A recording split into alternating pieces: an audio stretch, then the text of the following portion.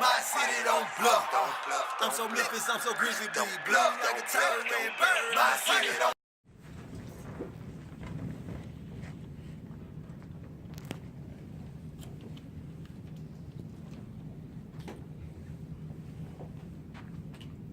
For both guys, you got a season low 7 assists tonight. What did SMU do to really take you guys out of your offense? They did a good job of really switching up the defensive on us.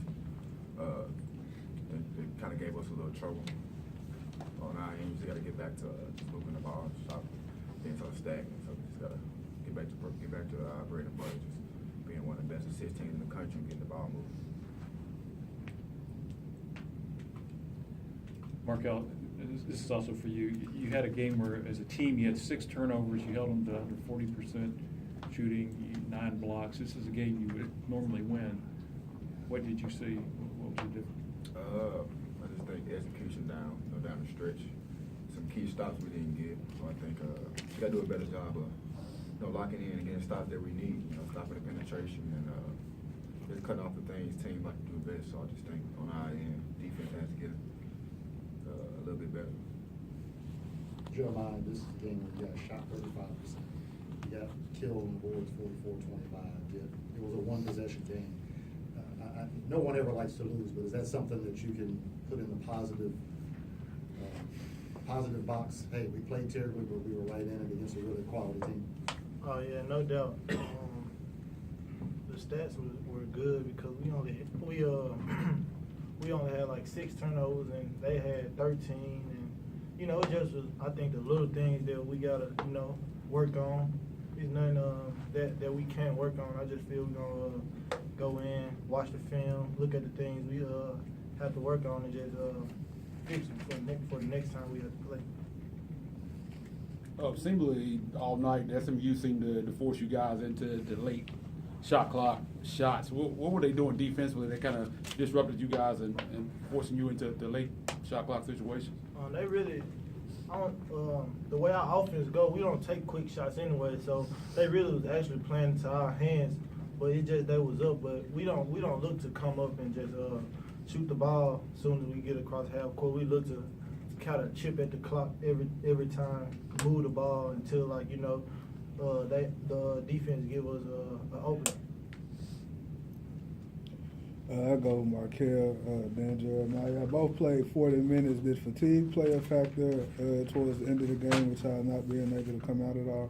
No, I just think something we've been doing all year. I just think, hey, it's conference time. It's time to grind that out. So it's on us as basketball players the proper rest to do the things that we have to do, to have our bodies, prepared for those 40 minutes. I think 40 minutes really wasn't a problem for us.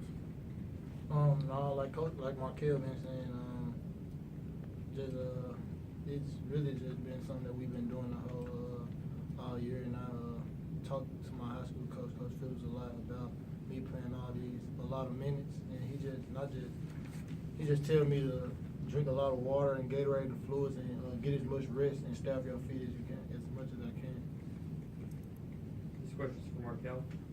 How does it make you more confident as a defender to have a guy like Diedrich, who's kind of better shot blocker than most, behind you? Yeah, one of the last games they had 8 blocks. So I just think it's a big plus for us. We can be out the dribble.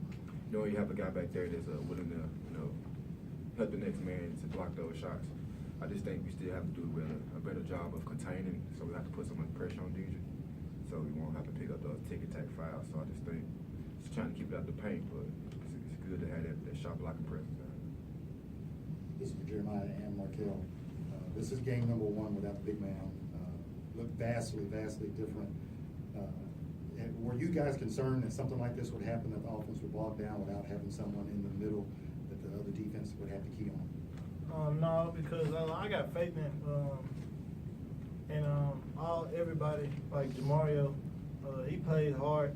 I never thought anything bad was happening. We always look for the positive. We don't really look into the negative. So, I mean, shout out to everybody that came in off the bench and they played good. And I just feel like we just took a loss together, and I feel we're gonna regroup. From Markel and Jeremiah, were you expecting, or did Coach let you know, it's more of a minutes question, that it would be a short rotation, that you might have just 5 or 6 guys playing? We really wasn't aware of. We just, when you got on the court, just doing your job. So those minutes out on the court is, not complaining, not trying to get any rest. So, like I said, it's something we're used to from this year, playing a lot of minutes. So I just think, like I said, it goes back to getting the proper rest And I on feel, our behalf. like with the minutes and the rotation, usually around like conference time, like it gets shorter, because it's always been like that since I've been playing.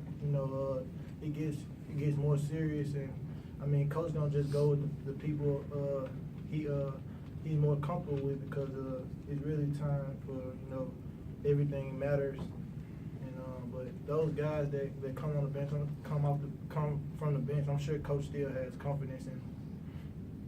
All right, thanks, guys. Hey, 2 shots, that's a foul. Yeah.